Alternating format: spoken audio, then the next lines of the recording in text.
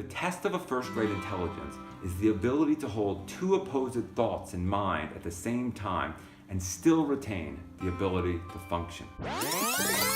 This is funny because I'm going to use a quote to explicate a quote. So one of my other favorite quotes is, I don't know who discovered water, but I doubt it was a fish.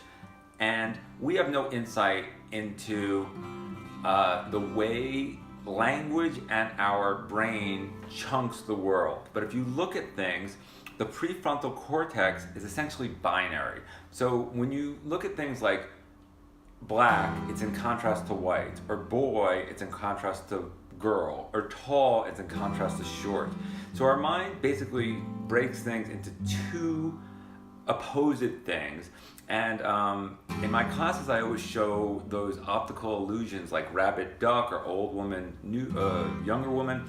And that was funny what I just did. Didn't you hear that? I said old woman, new woman. So see how the mind works? So it juxtaposes it. And so what F. Scott Fitzgerald is saying here is that if you think you can hold that rabbit duck image at the same time, or if you really can do it, you're a genius.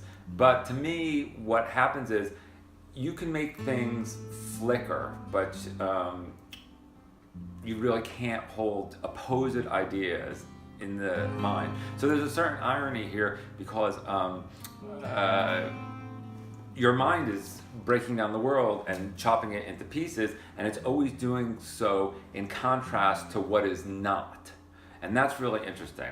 I make a joke all the time. I said, if you ask my grandmother in the 1970s, what are the chances of there someday being transgender bathrooms, or gay people could marry, or marijuana would be legal, or black man would be president, she would have said 0.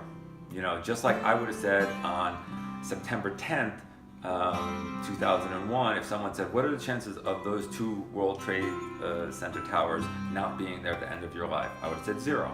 Then I would have been wrong. So it's interesting the way, you know, when you think of transgender, like we really can't think of that because our mind is binary and it thinks boy, girl. But if you really think about it and you think of transgender, now your mind is going to juxtapose it with heterosexual.